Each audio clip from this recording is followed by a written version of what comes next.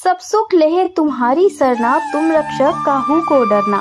संकट मोचन महाबली हनुमान, जिनका नाम मात्र लेने से ही सारे संकट दूर हो जाते हैं। वे भगवान श्री राम के सबसे बड़े भक्त हैं और समय के अंत तक इस धरती पर धर्म के रक्षक भी। हनुमान जी को भगवान शिव का अंश कहा जाता है। अगर हम आपसे ये कहें कि हनुमान जी और भगवान शिव में एक भयंकर युद्ध हुआ था, हनुमान जी जन्म से भी पहले श्री राम से जुड़े हुए थे, तो आपको कैसा लगेगा? हनुमान जी से जुड़ी ऐसी कई कहानियां हैं जिनके बारे में शायद ही ज्यादा लोग जानते होंगे। हनुमान जी वानर राज केसरी और अंजना माता के पुत्र थे। ये कौन नहीं जानता, लेकिन क्या आप जानते हैं कि माता अंजना पहले एक अप्सरा थी जिनका नाम था पुंजिकस्थला। एक बार जब ऋषि दुर्वासा इंद्रदेव से बातचीत कर रहे थे, पुंजिकस्थला कई बार उनके सामने से गुजरी, जिससे उनका ध्यान भटक रहा था। देखकर ऋषि दुर्वासा क्रोधित हो उठे और उन्होंने क्रोध में आकर पुंजिकस्थला को श्राप दे दिया कि उनका अगला जन्म पृथ्वी पर होगा, वो भी एक वानर रूप में। इसके बाद पुंजिकस्थला का जन्म माता अंजना के रूप में हुआ और उनका विवाह वानर राज केसरी से हुआ। धरती पर रहकर माता अंजना ने कठोर तपस्या की और वायुदेव के आशीर्वाद से हनुमान जी को जन्म दिया। हनुमान जी के जन्म से जुड़ी एक और ऐसी कहानी है जिसे ज्यादा लोग नहीं जानते। हनुमान जी अपने जन्म से भी पहले श्री राम से जुड़े हुए थे। आनंद रामायण के सारकांड के अनुसार राजा दशरथ ने पुत्र प्राप्ति के लिए यज्ञ किया था। तब अग्निदेव ने प्रकट होकर उन्हें प्रसाद में खीर दी थी। राजा दशरथ ने उस खीर को तीनों रानियों में बांट दिया था, लेकिन माता कैकेयी को जो खीर का हिस्सा मिला था उसे एक चील छीन कर ले गई थी। जब वह चील अंजनी पर्वत से जा रही थी तो उसके मुंह से वो खीर गिर गई और वह खीर अंजनी माता को मिल गई। उन्होंने उस खीर को खा लिया और उसके बाद हनुमान जी का जन्म हुआ। जहाँ उस खीर के आशीर्वाद से भगवान श्री राम, लक्ष्मण जी, भरत और शत्रुघ्न का जन्म हुआ, वहीं दूसरी ओर सबसे बलशाली हनुमान जी इस धरती पर प्रकट हुए। हनुमान जी के अनेकों नाम हैं, लेकिन बचपन से आज तक हमने जितनी भी हनुमान जी की कहानियाँ सुनी, उसमें बजरंग बली को हनुमान जी कहा जाता है। हनुमान जी को यह नाम बचपन से नहीं मिला था। वाल्मीकि रामायण के किष्किंधा कांड के अनुसार जब एक बार हनुमान जी ने धरती से सूरज की ओर देखा तो उन्हें वह पका हुआ फल दिखाई दिया और उसे खाने के लिए वे सूरज की ओर बढ़ने लगे। जब इंद्रदेव ने हनुमान जी को स्वर्ग की ओर बढ़ते हुए देखा तो वे क्रोधित हो उठे। जब हनुमान जी ने अपनी जिद नहीं छोड़ी तब इंद्रदेव ने उनके ऊपर वज्र से प्रहार कर दिया। का प्रहार इतनी तेज था कि हनुमान जी बेहोश हो गए और धरती की ओर गिरने लगे।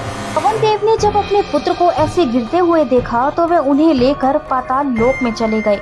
पवन देव इससे बहुत क्रोधित थे। उन्होंने पूरे ब्रह्मांड की हवा को रोक दिया। तभी जीवों का दम घुटने लगा और धरती पर हाहाकार मच गया।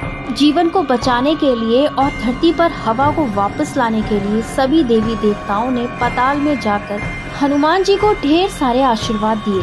वज्र के प्रहार से पवन पुत्र की जबड़े की हड्डी टूट गई थी, इसीलिए उनका नाम हनुमान रखा गया। ब्रह्मा जी ने उन्हें ब्रह्मांड के अंत तक जीवित रहने का आशीर्वाद दिया। विष्णु जी ने उन्हें आजीवन सबसे बड़ा भक्त होने का आशीर्वाद दिया।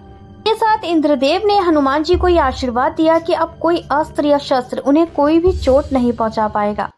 पुराणों के अनुसार ये कहा जाता है कि हनुमान जी शिव जी के अवतार हैं। लेकिन अगर हम आपसे ये कहें हनुमान जी और भगवान शिव के बीच में भयंकर युद्ध हुआ था, तो पद्म पुराण के पाताल कांड के अनुसार श्री राम ने अश्वमेध यज्ञ का आयोजन किया। यज्ञ के दौरान अश्व को छोड़ दिया गया। अश्व दौड़ते दौड़ते राजा वीरमणि के नगर जा पहुंचा, लेकिन उसे वहां पकड़ लिया गया। यज्ञ के घोड़े को यदि कोई रोक ले तो उससे युद्ध करने का नियम है। तब शत्रुघ्न ने युद्ध का ऐलान किया। दूसरी तरफ वीरमणि, जो भगवान शिव के बहुत बड़े भक्त थे, उन्होंने इस युद्ध को जीतने के लिए भगवान शिव से मदद मांगी। भगवान शिव उनकी मदद करने को तैयार हो गए, लेकिन तभी तक जब तक श्री राम खुद युद्ध करने नहीं आ जाते, क्योंकि भगवान शिव जी राम जी के सामने अस्त्र नहीं उठाएंगे। भगवान शिव ने वीरभद्र का रूप धारण कर लिया। एक घमासान युद्ध हुआ जिसमें भरत जी के बेटे पुष्कल की मृत्यु हो गई और शत्रुघ्न जी बेहोश हो गए।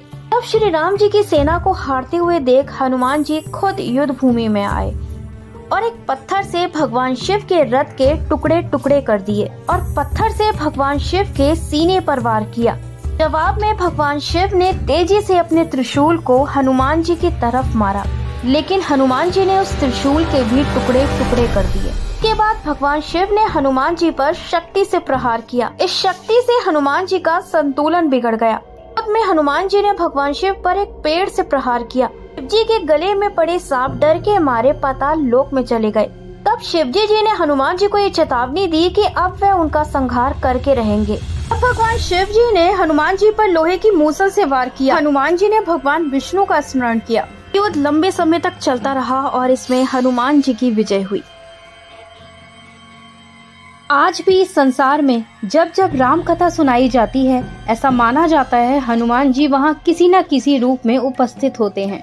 पूरी दुनिया में हनुमान जी के एक ऐसे रूप की पूजा होती है जिसमें हनुमान जी का पूरा शरीर सिंदूर से ढका होता है। हनुमान चालीसा के हिसाब से हनुमान जी का कंचन वर्ण है, यानी हनुमान जी का शरीर सोने से बना है।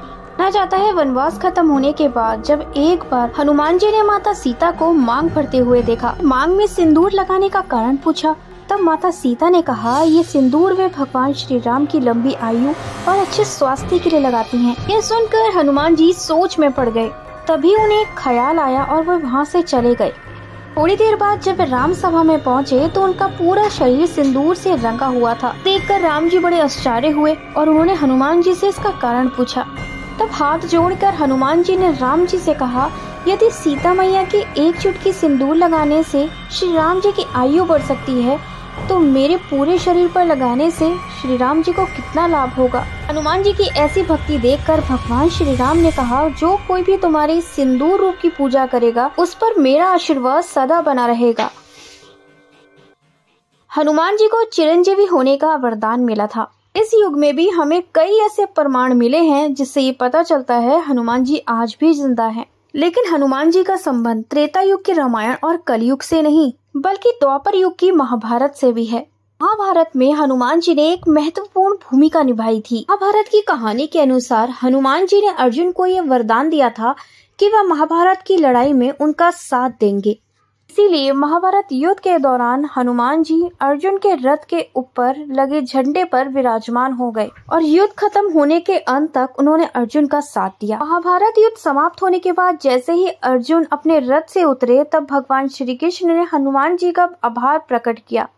हनुमान जी ने जैसे ही भगवान श्री कृष्ण को प्रणाम कर रथ से प्रस्थान किया, वैसे ही अर्जुन का रथ जलकर राख हो गया। ये देखकर अर्जुन चकित रह गए। तब भगवान श्री कृष्ण ने अर्जुन से कहा कि उनकी और उनके रथ की रक्षा स्वयं भगवान हनुमान कर रहे थे। हनुमान जी के साथ की वजह से ही वह महाभारत का युद्ध जीत सके। आपको ये वीडियो कैसी लगी हमें कमेंट बॉक्स में जरूर बताइएगा। वीडियो अच्छी लगी तो वीडियो को लाइक, शेयर एंड सब्सक्राइब करना मत भूलिएगा। जय श्री राम, जय श्री कृष्णा, राधे राधे।